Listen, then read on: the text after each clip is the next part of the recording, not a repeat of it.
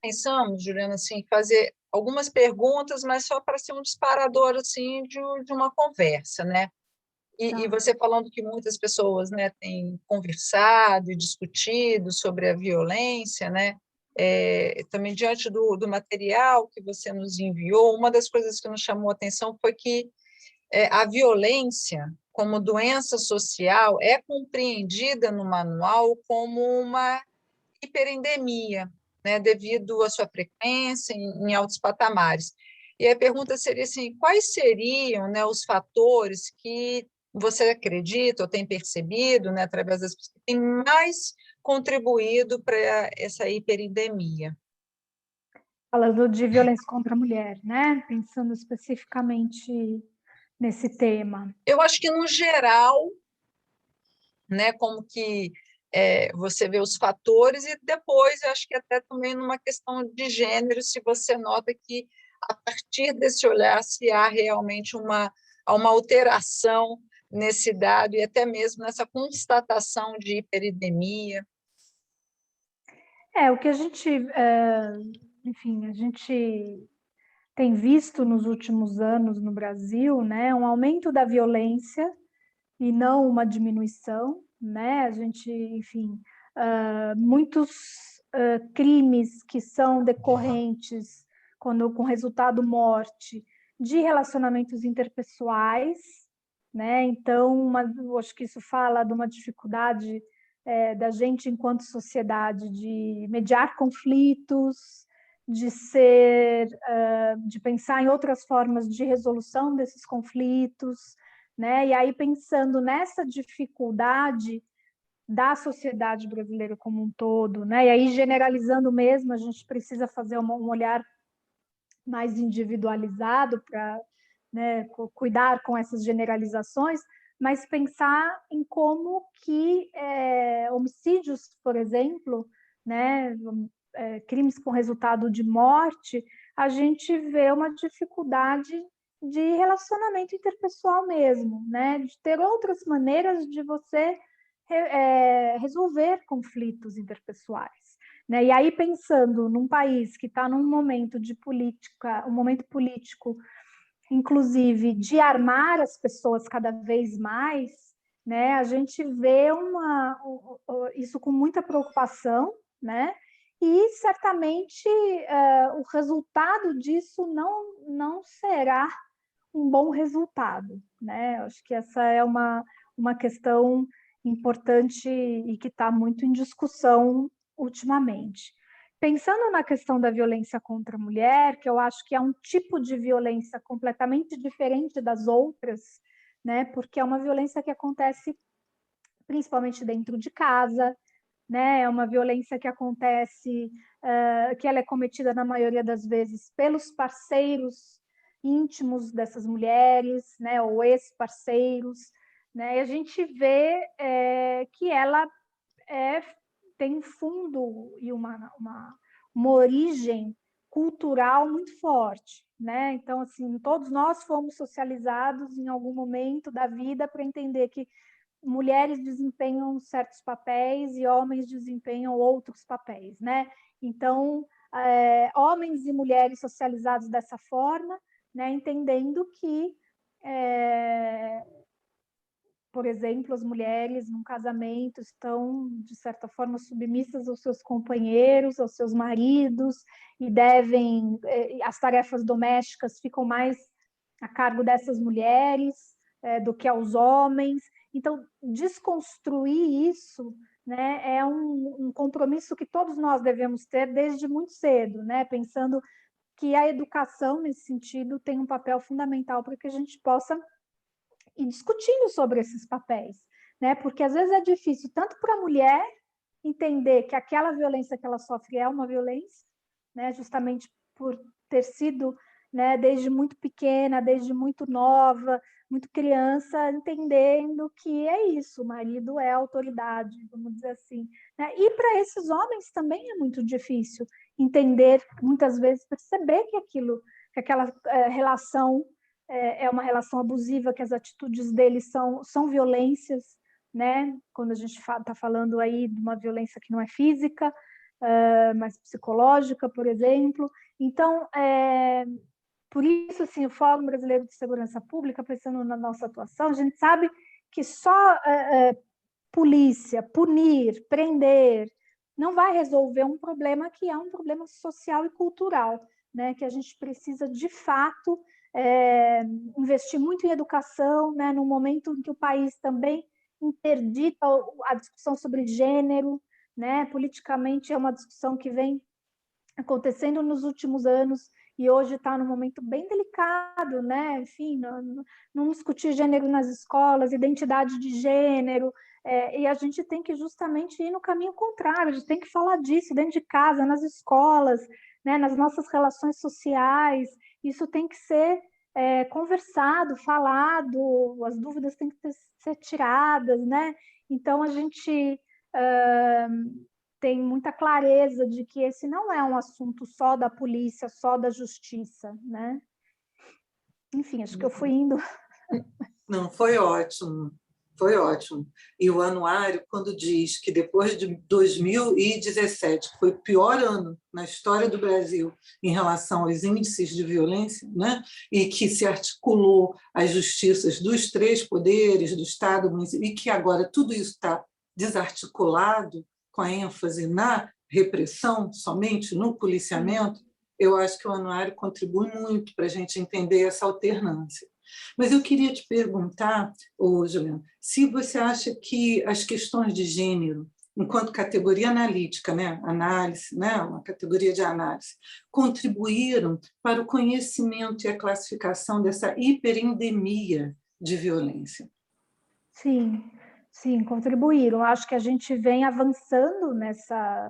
Por mais que a gente esteja aí num momento político de muito retrocesso, do ponto de vista, aí falando bem especificamente, né, do olhar que o Fórum tem para a questão da atuação das polícias e da justiça no enfrentamento da violência de gênero, a gente vê alguns avanços, né? E aí pensar gênero como uma categoria analítica é fundamental para que, por exemplo, né, acho que a lei do feminicídio é algo bem concreto, né, que é uma lei de 2015, e que ela traz um diferencial importante, que é poder classificar a morte de mulheres pelo fato delas serem mulheres, né? Então, caracterizar como um crime, uma violência de gênero mesmo. Isso demanda um tempo para que as instituições policiais e de justiça elas possam adquirir, de certa forma, o que a gente costuma dizer, esse olhar de gênero, né? Poder, na investigação policial, ter um olhar de gênero, poder olhar para aquele assassinato de uma mulher e identificar nele elementos que vão além de um simples homicídio, né? Que tem componentes ali que muito claros de que aquela mulher foi morta por ser mulher, né? Então, isso é importante para a gente, enquanto aprimoramento desse olhar, melhoria dos registros, né? Amadurecimento mesmo nesse sentido das instituições policiais, que aí começam a ampliar o entendimento que elas têm sobre essas questões de gênero, isso é fundamental, e para, principalmente, né, que a gente possa, a partir do momento em que a gente consegue conhecer melhor essa realidade, a gente consegue construir políticas públicas que respondam melhor a essas questões, né? A gente, enfim, a morte de mulheres no Brasil, né, os feminicídios, ainda num momento de adaptação das organizações, a gente percebe que o Fórum, quando vai fazer o anuário ou o Atlas da Violência, que a gente pede os dados já há alguns anos para os estados, a gente percebe que os próprios estados começam a se preocupar em classificar melhor, né, os crimes, registrar melhor, para que eles possam ter essas informações mais claras, mais transparentes, né? Não só porque o Fórum está pedindo, mas como a gente pede todo ano, de certa forma, isso causa até um certo incômodo, né? No bom sentido, e que faz com que essas pessoas que estão lá na linha de frente fazendo o registro se preocupem em registrar melhor, porque conforme esse registro melhora, né, esses dados melhoram, a gente consegue ter aí sim mais clareza de qual é o cenário que a gente tem, né? E aí, tendo essa clareza, aí sim você consegue pensar políticas públicas que vão atender a essas questões, né?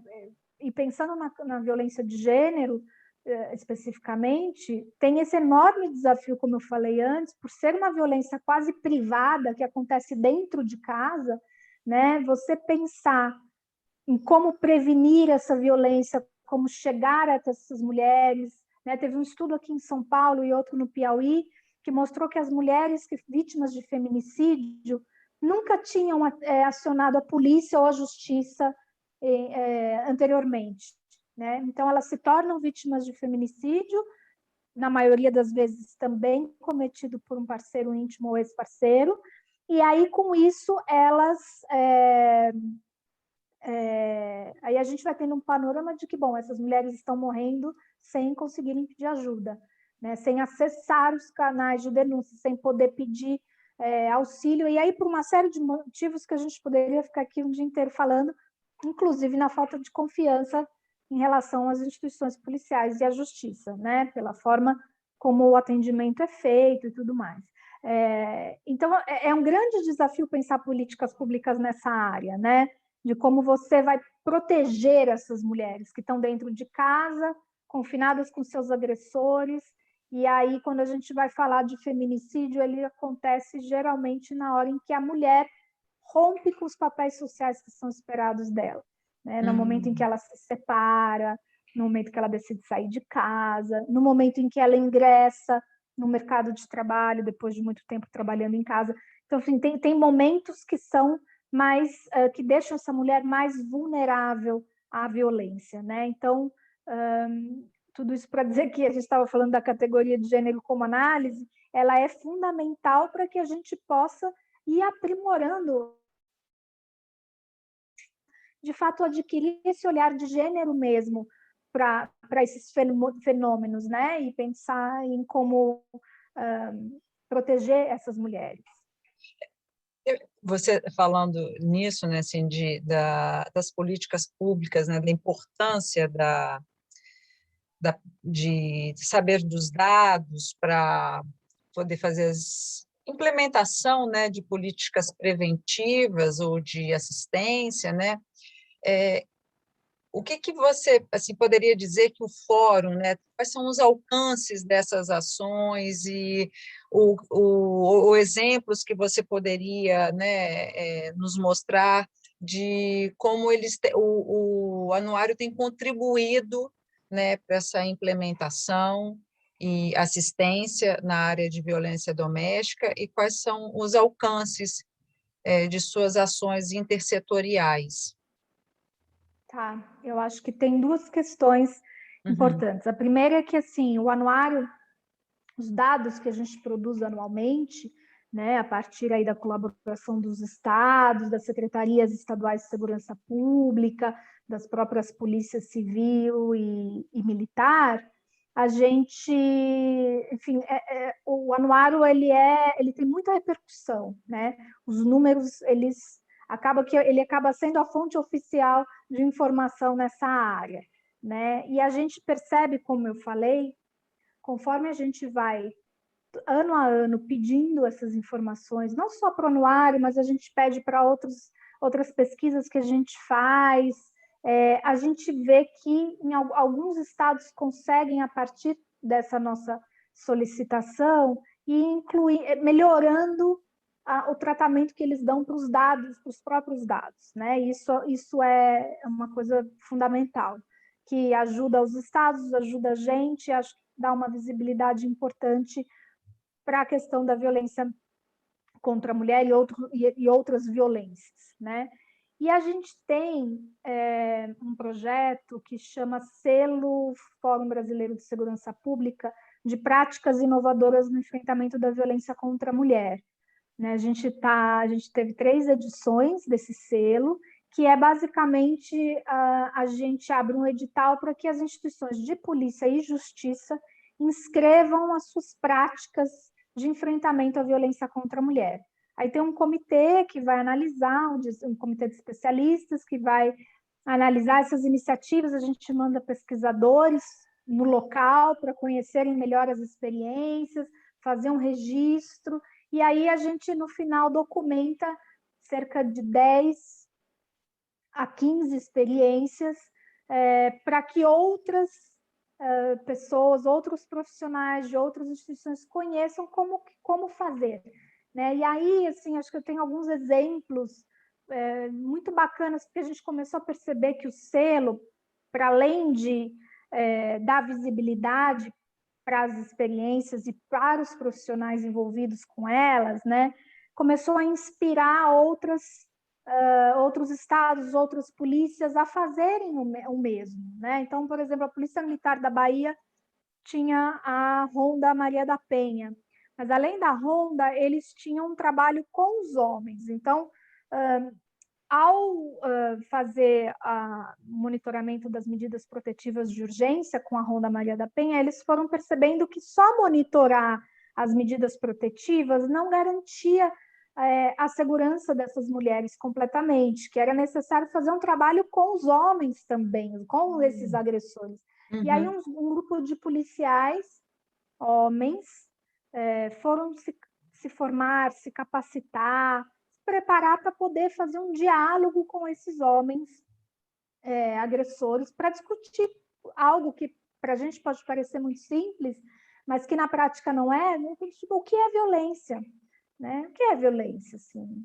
A gente costuma achar que a violência é quando a gente agride, fisicamente tem, né? Mas tem um tanto de outras coisas que acontecem antes, como controlar a mulher, controlar a roupa que ela veste, a violência psicológica mesmo, de desqualificá-la, né, de ir minando essa mulher de uma forma em que isso vai fazendo com que ela se afaste de amigos, de familiares, vai se isolando de uma potencial rede de proteção.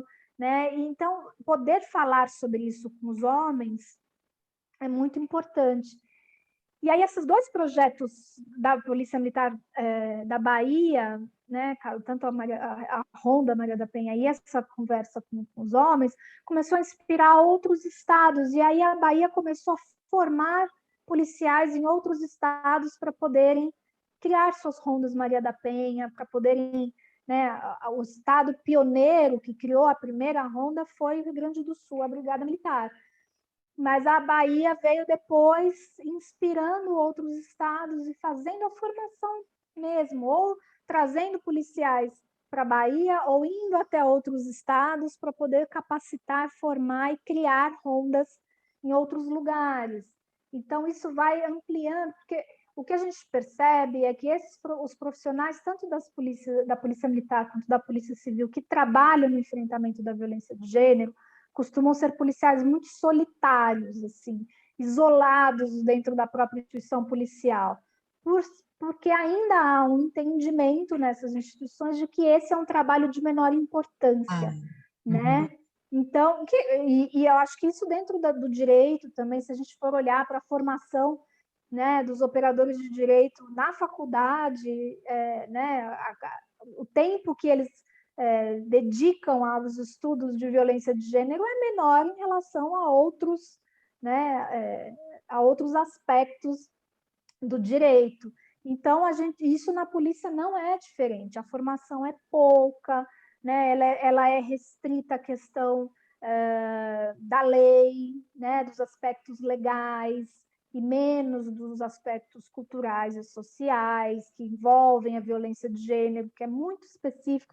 Então, são policiais que, geralmente, sim, eles são desbravadores, né? E que têm uma vontade mesmo de trabalhar com esse tema.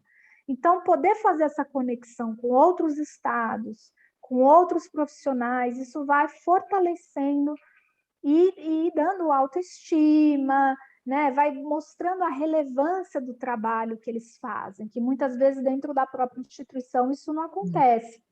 Então, acho que esse é um exemplo, tem um exemplo do estado do Piauí também, para sair um pouco do eixo Rio-São Paulo, né?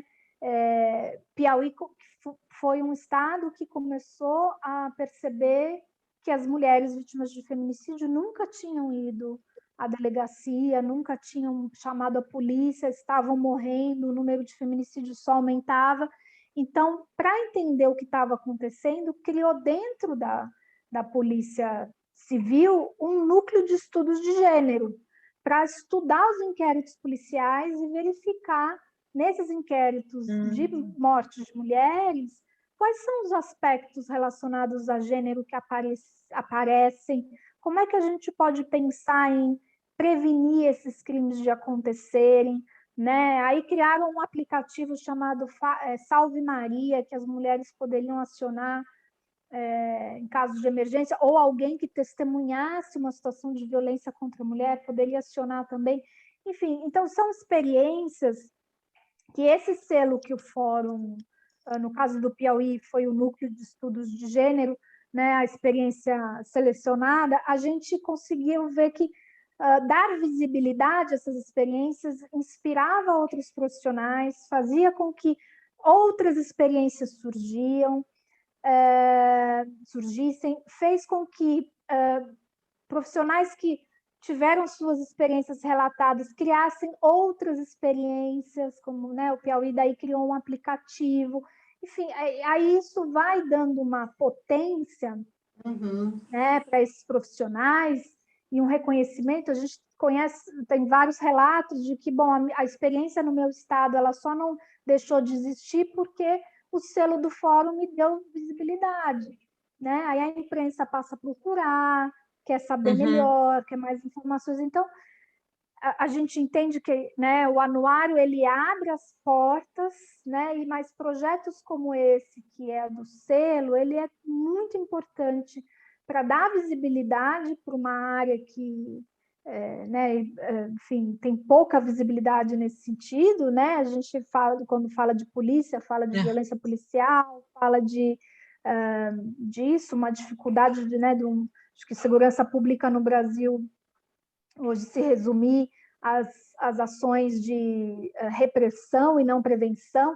Então, tem muita coisa acontecendo que a gente não conhece, e acho que o selo ele traz visibilidade, uma visibilidade importante que a gente tem visto que as instituições, os profissionais especialmente, estão se fortalecendo bastante, né, para poder enfrentar um problema que é um grande desafio, né, um desafio enorme. Como você vai proteger essas mulheres? Né? Porque né, mulheres que sentem muita culpa, muita vergonha, né? Não tem dificuldade de falar sobre a violência. Então, ter esses profissionais ali na linha de frente, preparados para poder acolher essas mulheres, é um diferencial importante. Parabéns pelo projeto do selo, porque isso me faz voltar, né, a pensar novamente na utilização das categorias de análise. Porque, tradicionalmente, você usa raça, gênero, classe. E, nesse momento atual, né, que a gente sabe que a questão dos direitos elas foram alcançadas justamente porque utilizaram dessas categorias de análise, de raça, gênero, né? Então, muitos movimentos sociais, né? Muitas contestações públicas para você obter direitos, né? Mas, no momento atual, em que se criminaliza a questão da organização social que luta por direitos. Você tem aí vários líderes, né, de partidos e de vereadores, ou mesmo manifestações públicas, né? A polícia vai lá e reprime. Que você tem a crise da cidadania, porque você não tem seus direitos, né? Assim tão assegurados. Você acha que essas categorias de raça, gênero, classe social, elas ainda bastam? Quer dizer, quando você fala do selo, a impressão que eu tenho é que ele poderia ser uma categoria de análise. Entende? Quando a gente percebe que agora, diferente do movimento que aconteceu em 2017, né, em que os poderes estavam articulados para que, se houvesse uma tentativa de abordar a violência que não fosse criminalizar somente, a polícia não seria usada somente na criminalização, né? A gente percebe que a questão política é uma categoria de análise. Então, a minha pergunta é se você acha que classe, raça, sexo e gênero, que é essa herança do ativismo pelo direito das minorias, se isso ainda, enquanto indicador, né, basta, enquanto categoria de investigação e de análise basta. Se ainda são potentes.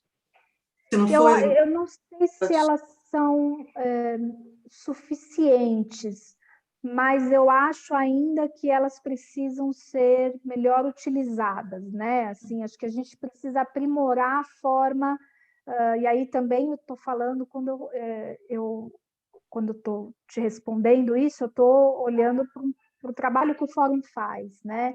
A questão de raça, por exemplo, quando a gente olha para todas enfim, as maiores vítimas de violência nesse país, tanto da violência letal, e aí entre homens e mulheres, são homens e mulheres negras e negros, né?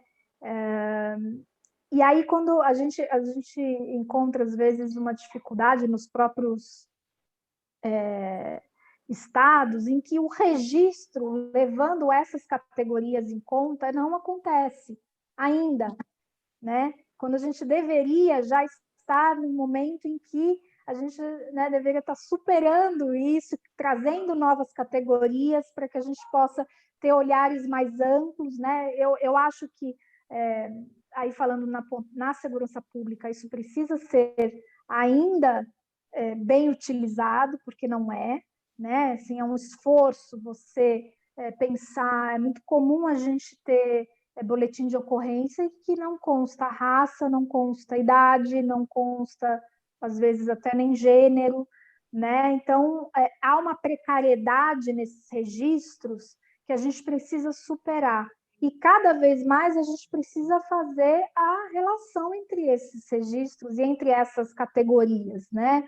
Que eu acho que é um desafio de todos nós, pesquisadores e pesquisadoras, de como você aprimorar essas categorias que a gente já tem e que são tão importantes para a gente poder entender o que acontece, né, na nossa sociedade, enfim, do ponto de vista da violência. Então, eu te diria assim, eu acho que elas não são suficientes, mas a gente precisa dar um passo atrás para poder melhorar o que a gente tem disponível, né? Então, tem áreas em que a gente que ainda não compreenderam a importância de você fazer o registro por raça, por exemplo, né? Ou por gênero, falando aí de indicadores criminais, de pensar em registro. A gente tem um grande desafio no fórum de ir trabalhando os dados que a gente recebe de forma em que a gente consiga identificar esses fatores ou a ausência deles, né? Porque a ausência também é uma grande, já é uma resposta importante, né? E quando que eu fiquei, achei assim, muito importante isso que você está falando, eu fiquei pensando assim, quando vocês estão trabalhando esses dados e reconhecem, né, ou a ausência, né, pensam trabalhar por que dessa falta, o que vocês encontram? O que vocês, né, percebem a partir disso? Assim, é um desleixo, ou é proposital, ou é falta de incentivo, ou é um não conhecimento? O que vocês encontram? Eu acho que é um pouco de tudo, assim, disso que você falou, né? Eu acho que, especialmente, falta de conhecimento, né? Eu acho que falta um preparo mais apurado para essas questões que, historicamente, foram deixadas como algo menos importante, né? Então, é aquilo que eu estava falando, né? Sobre os profissionais que atuam no enfrentamento da violência de gênero. É muito...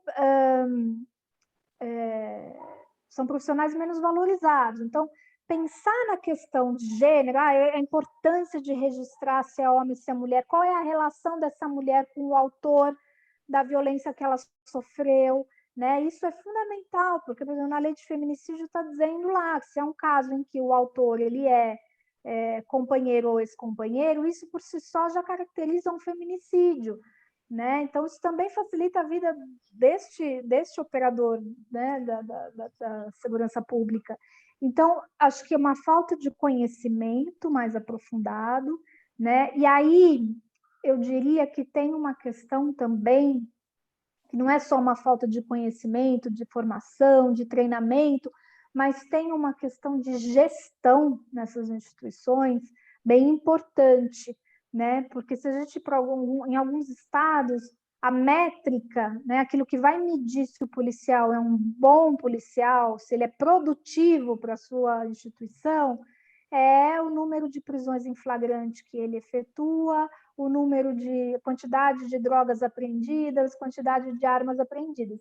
Então, claro que ele, diante de uma situação de violência doméstica, por exemplo, ele vai estar menos envolvido e menos interessado né, em mediar, em resolver, né? Porque a própria instituição dele está dizendo, olha, para a gente o que importa é outra coisa, né? Então, isso... Ana, será que, desculpe te interromper, mas é que ficou tão gritante a questão da cultura organizacional, né? Então, a questão do crime menor, da estigmatização do policial que trabalha com violência de gênero. Né? Então, isso tudo me parece ligado à cultura da violência em si, né? Com o patriarcado, com misoginia. Com certeza. Enfim.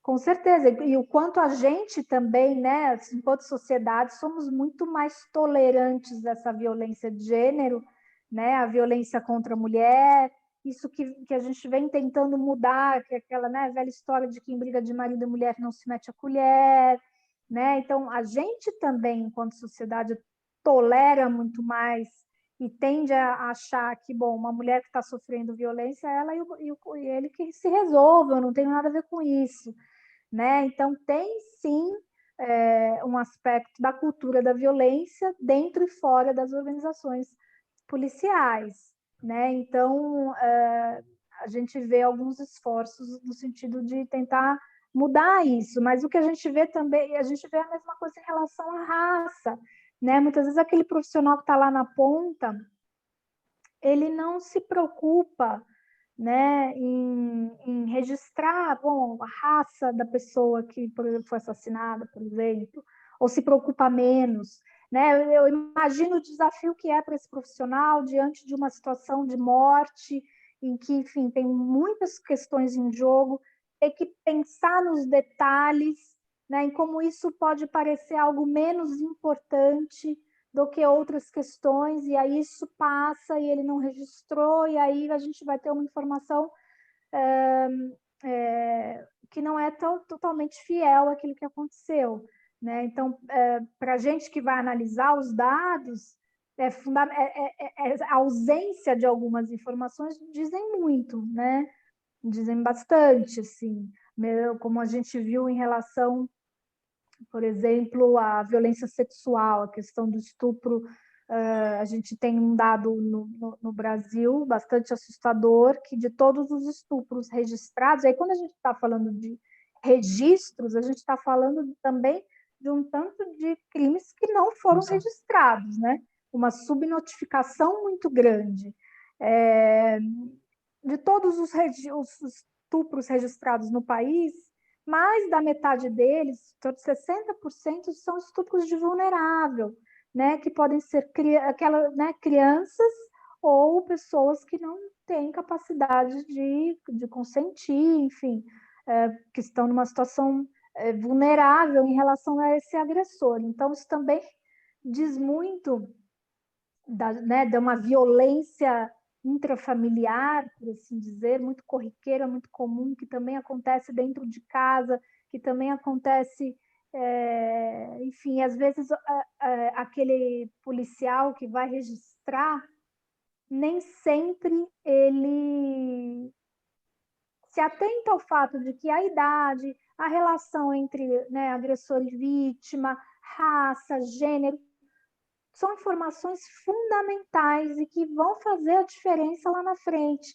né? Às vezes isso não aparece nos registros. Então, eu tendo a achar que tem muito mais uma falta de preparo, né? Um problema de gestão mesmo, que aquele profissional que está lá na linha na ponta da linha não está necessariamente alinhado com uma política pública de enfrentamento da violência, com uma política de segurança.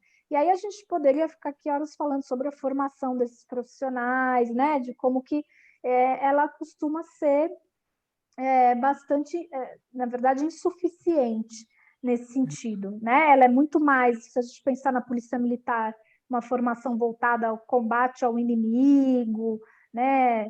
A questão mais operacional e reativa do que em pensar numa questão de prevenção, de fortalecimento de políticas públicas, né? Então, a gente realmente tem muito precisa muito avançar nessa perspectiva.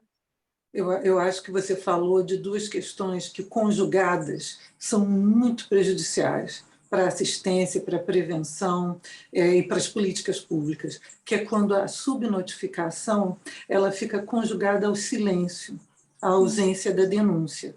Então, um policial que se envolve numa situação dessas tem que ter sensibilidade, preparo técnico, não é? Nas suas investigações e tudo mais. Agora, nós sabemos disso, né? O Anuário de Violência mostra muito bem que a violência doméstica ocorre dentro de casa, que seus autores são conhecidos, que as mulheres vitimadas seriam vulneráveis, e seriam vulneráveis a ponto de não conseguirem evitar a revitimização. Né?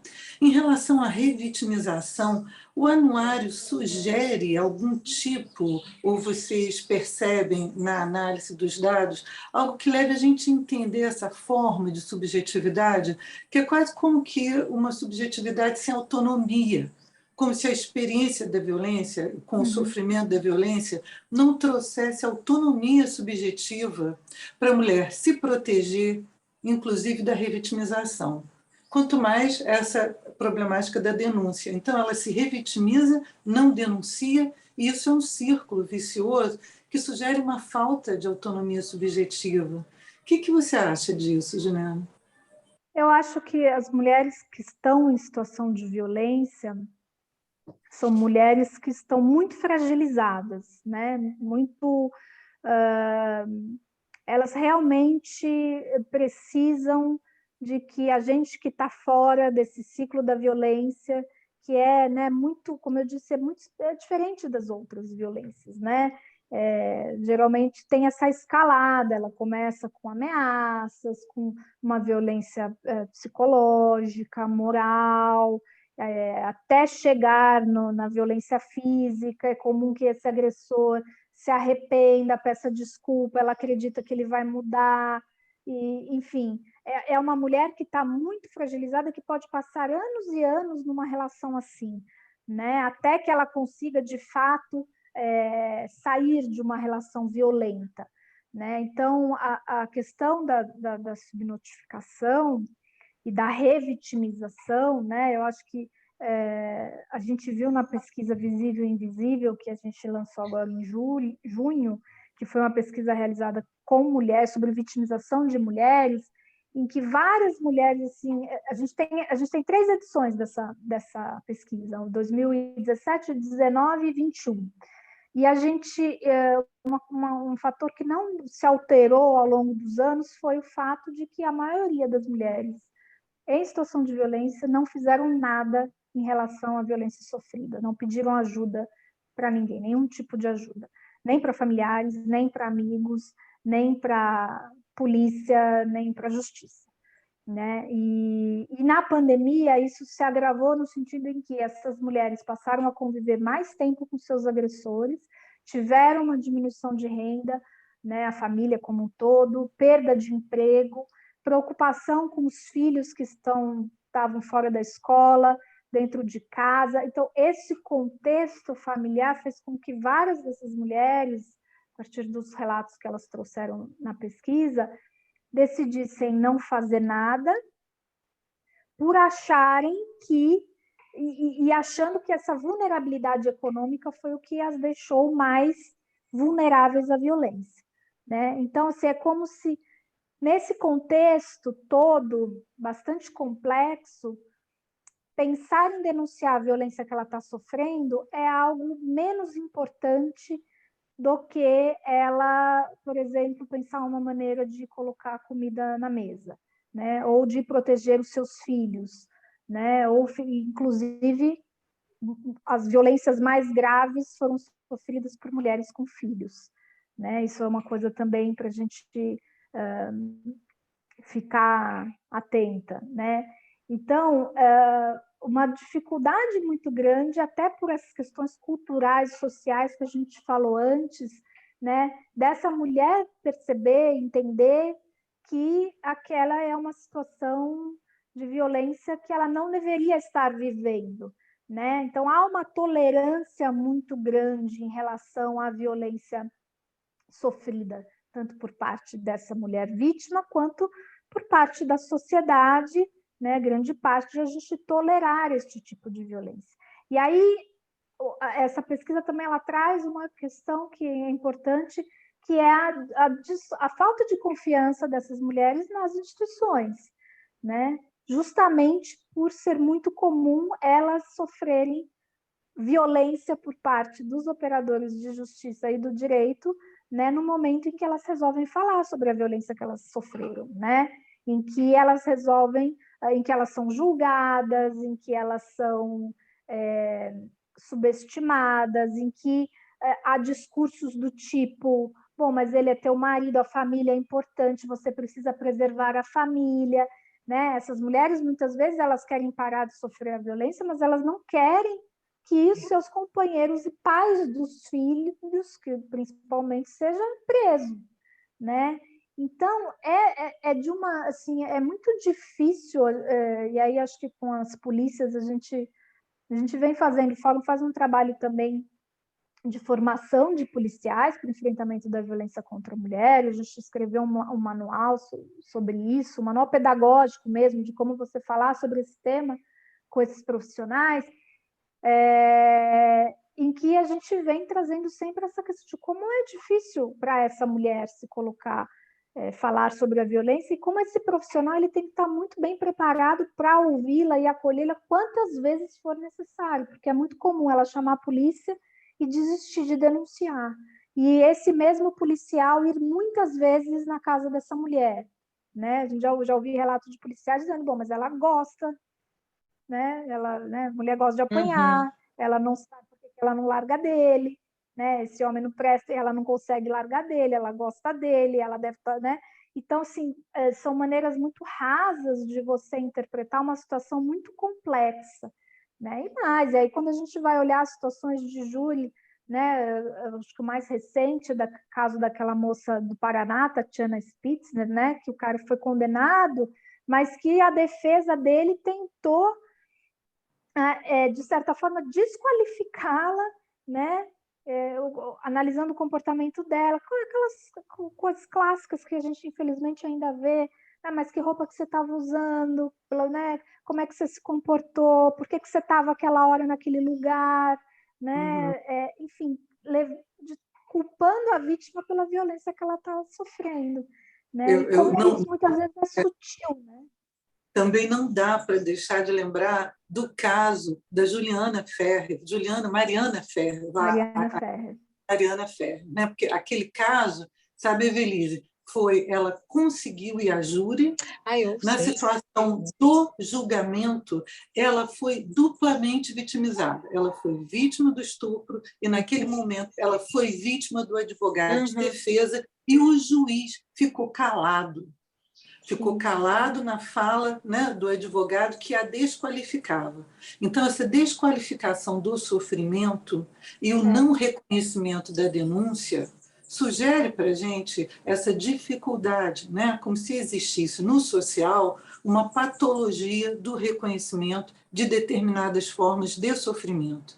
Então, não adianta, às vezes, denunciar, né, porque você vai ser duplamente vitimizada. Quando você vem falando do sofrimento, né, eu vou pensando muito numa coisa que a Juliana fala e que a gente, né, até tem conversado também, Manula, a própria ideia de violência, o conceito do que é violento, muitas vezes é mal internalizado, é mal compreendido, né? Me lembro até de uma música que diz: um tapinha não dói, Eu não sei se vocês lembram dessa música, né? Um tapa ensinando. Então, assim, como isso desqualifica, e eu acho que é perturbador também, né, para a mulher, para distinguir isso, e tem sempre esse desdobramento de reforçar que o que ela está vendo, o que ela está sentindo, não é nada, Sim. né? Sim. Então, assim, eu acho que realmente é difícil, né? Eu acho que quando a Juliana começa, vai falando, eu vou ficando muito mobilizada, porque realmente a questão da educação, né? No sentido cultural, das relações, né?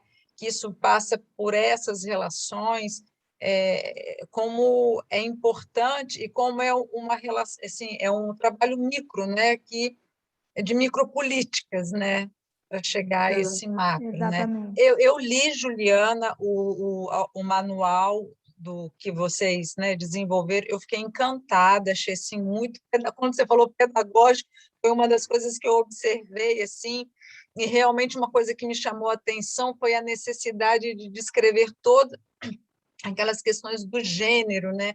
Eu fiquei pensando, realmente a pessoa trabalha, né, o policial trabalha com isso, com esse público, mas não sabe distinguir, não sabe definir, né? Que é isso, né? A gente sofre violência, mas a gente não sabe distinguir, a gente não sabe definir. Então, a necessidade realmente disso ser dito várias e várias vezes. E acho que um trabalho do fórum que me chamou muito a atenção, que me sensibilizou muito, foi a questão dos policiais, porque como eles são também muito estigmatizados, mais ainda nesse governo, né? Enfim, realmente, né, tem essa questão, mas trazer que existem policiais que realmente se dedicam e desenvolvem trabalho, eu acho isso fundamental, porque acho que se a gente também de esperança, a questão do selo, né? Isso sela também esse laço, né? Sela essa ideia de que existe essa possibilidade. Eu acho que assim, traz algo muito vivo. O anuário, apesar de serem dados, né? Eu acho que eles de alguma forma, na forma que vocês vão apresentando, acho que isso para mim foi algo que, assim, foi uma grata surpresa, porque eu achei que eu fosse ficar assim, muito tomada, né? Ai, meu Deus, tantas vítimas, tantas, sei porque quando você fala do estupro, então você fala dos minutinhos, né? Ai, meu Deus, o que a gente vai fazer? Mas aí depois tem esse alento, né? Não que acho que isso tenha que confortar, mas isso estimula assim, não, então vamos por essa via, né? Isso me chamou muita atenção quando eu estava com o material que você enviou, né? E foi muito importante para mim assim, pensar até o que eu posso fazer, né? Isso foi. Agora, eu fiquei um pouco surpresa com esses dados, né, do visível e invisível, que o nome é muito interessante, também provocativo. Foi com relação assim, eu fiquei pensando na época da pandemia, né? Será que existiu, ou vocês puderam perceber que isso que foi até colocado na mídia, né, outras estratégias, né? Porque isso também chamou a atenção de reportagens internacionais. O que a mulher... Isso ficou na mídia, né? Você está em casa com alguém, ou mesmo quem nunca sofreu violência, né? Naquela situação, eu imagino, né, os filhos, a esposa, o marido, né, enfim, brigavam mais. Se teve algum dado nesse sentido, assim, elas recorriam a esses aplicativos ou essas saídas, né, com essa história da mão com X, né, porque isso foi muito mais, essa questão circulou mais, né? Será que vocês, né, perceberam isso? Teve alguma distinção, ou se foi categorizado ou não? Isso foi uma coisa que eu fiquei pensando. Essa é uma questão que a gente está tentando olhar agora, né? Um pouco como é que, se essas ações que foram criadas, inclusive a gente quer fazer a próxima edição desse selo, justamente sobre as experiências criadas durante a pandemia, né? Para poder olhar com uma lente mais próxima, né? Se de fato qual é também a percepção desses operadores, né, da justiça e da polícia, de como é que eles percebem as ações criadas, porque houve uma grande pressão para que essas ações fossem criadas, eles percebendo também que a forma tradicional não estava funcionando, né? Então foram muitos estados que criaram boletim online, né? A gente percebe que houve um aumento na concessão de medidas protetivas de urgência pelo judiciário, mas a gente não sabe ainda dizer se esse aumento se deu por quê, né? Porque os juízes e juízas estão mais sensibilizados, porque eles entenderam que o contexto da pandemia estava deixando as mulheres mais vulneráveis, então que a resposta precisava ser mais rápida, né? Então essas respostas a gente não tem ainda, né? Então a gente tá olhando, querendo olhar para isso agora, para poder entender, de conversas que a gente fez com juízas ou promotoras, de que os casos que chegaram através dos registros eram casos mais graves, que demandavam uma resposta mais rápida, né? Então, assim, a gente tem ações pipocando no país todo, mas a gente não tem mesmo essa do X, né? Do sinal vermelho, que teve em outros países e teve aqui também, que são alternativas bem interessantes mesmo, né? Que saem do convencional, que não, né? Essas mulheres foram se afastando das suas redes de proteção, né? Por conta do isolamento social. Então, que poderiam eventualmente ajudá-la, socorrê-la, passando mais tempo com seus agressores, né? Aquelas questões econômicas que eu falei afetando as famílias brasileiras de diferentes maneiras. Então, um momento bastante tenso e complexo que fez pipocar uma série de ações, mas que a gente ainda não consegue avaliar se de fato foram ações que deram conta, né, que resolveram que, de fato, mais mulheres conseguiram acessar por conta disso. Né? A gente tem muitos exemplos também da sociedade civil criando canais de comunicação, criando projetos específicos, número de WhatsApp que as mulheres podem acessar, assistência jurídica, psicológica, gratuita nesse momento. Então, teve uma mobilização grande, né, das pessoas para poder... Porque a gente foi vendo que nos outros países isso foi acontecendo antes do que no Brasil, né? Um aumento da violência doméstica, especialmente durante a pandemia. Então, a gente está no momento agora de tentar olhar para essas iniciativas, né? E conhecer também outras coisas que foram feitas e que a gente não sabe, não ficou sabendo, não teve, né, um pouco, porque me parece que essa situação, esse momento, essa pandemia, né, esse contexto que a gente está vivendo hoje ainda, né, a gente vai continuar um tempo nessa situação, né? Então a gente precisa realmente aprender com o que foi feito e com o que deu certo, que a gente ainda não consegue. Hoje não temos ainda avaliação, mas acho que o anuário, né, os dados que a gente foi colhendo e no visível e invisível deram algumas pistas de para onde a gente precisa olhar agora. Então, por isso que a próxima edição do selo a gente quer olhar para as experiências criadas durante a pandemia. Né? Manola, você tem? Eu quero parabenizar esse projeto do selo, a questão da revitimização.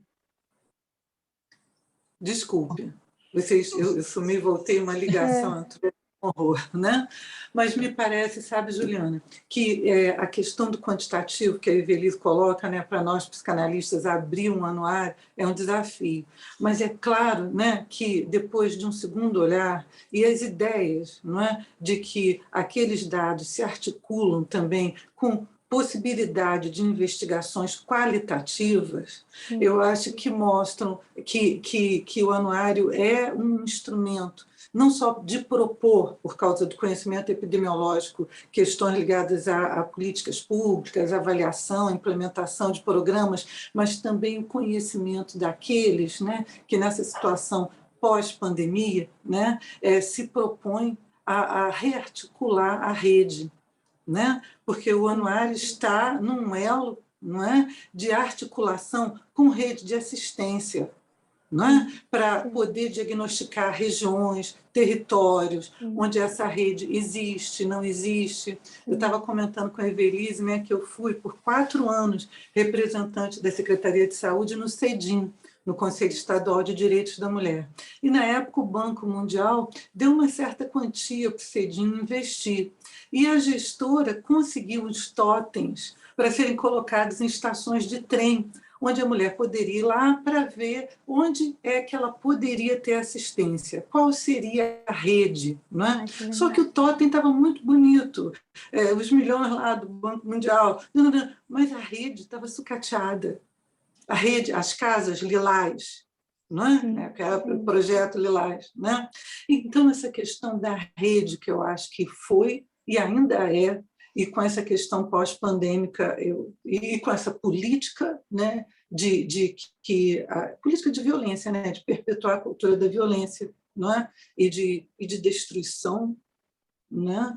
Eu acho que a questão da rede vai ser um grande desafio, da rede de assistência. Sim, sim.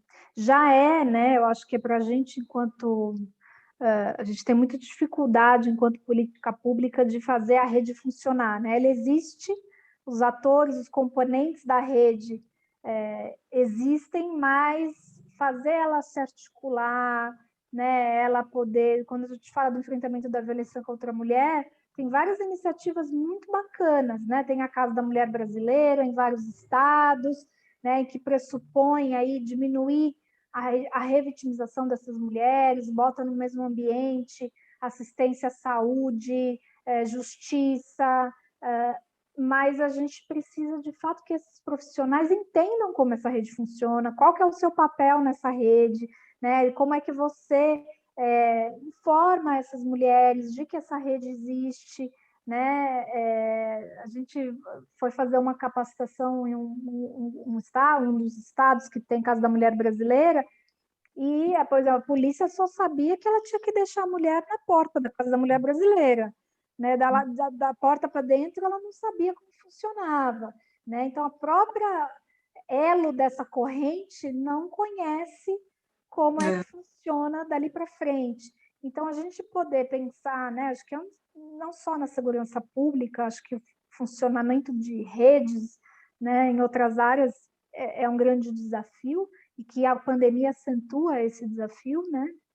Justamente porque muitas vezes a gente agora só tem esses atores aí para nos guiarem, né? E eles precisam estar muito conscientes de qual é o papel de cada elo dessa corrente, né? Eu acho que a gente aqui no fórum se preocupa muito em frisar isso, né? Quando fala da violência contra a mulher, só a polícia não resolve, né? Não vai resolver, né? Mas há muita dificuldade na segurança pública de conversar com outros setores e dos outros setores conversarem com a segurança pública também, né? De educação conversar com polícia, por exemplo, né? Há reticências de todos os lados, né? Acho que o fórum ele nasce com esse objetivo de tentar fazer atores que historicamente não conversavam, né? Como academia, polícia,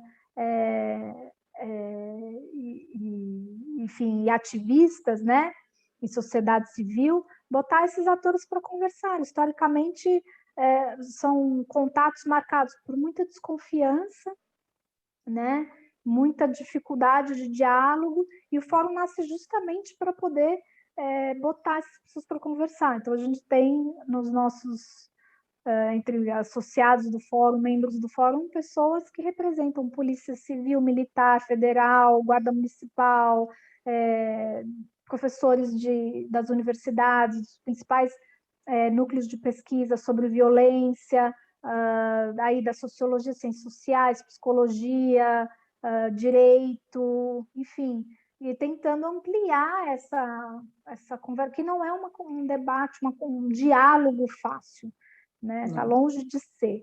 Então, o fórum tem 15 anos já e vem tentando, e não é uma tarefa simples. Porque implica descolonização do conhecimento. Sim. E implica desnaturalização da violência conjugal. Né? Sim, sem dúvida. Sem dúvida. E acho que nesse campo específico, né, questão do período da ditadura militar no país, a gente teve né, assim, marcos muito importantes que ditaram um pouco como é que esse diálogo se daria dali para frente, né? A polícia e a universidade conversando, por exemplo, né? Mas aí acho que a gente, enfim, são desafios que a gente tenta superar diariamente e que a gente tem visto resultados, né? Isso é importante. Gente, o assunto está ótimo, como disse a Juliana, né? Poderíamos ficar conversando, porque ela ficou falando, assim, nossa, eu pensei nisso, queria perguntar isso, mas a gente tem um tempo aqui também. Claro. E aí, não sei se a Manula tem mais alguma coisa que queria perguntar, Não. ou a Juliana gostaria de falar. Assim, eu já falei, vou retornar, assim, agradecer. Acho que quando você estava falando, né, dessa função do fórum, né, de criar esses elos, eu fiquei pensando até na gente aqui agora, né, na sua disponibilidade, e que eu acho que é um elo também que a sociedade também você falou saindo da caixinha, né? Eu acho que a sociedade também tem, a nossa sociedade, né? Os psicanalistas estão também querendo sair dessa caixinha e buscar esse diálogo, né?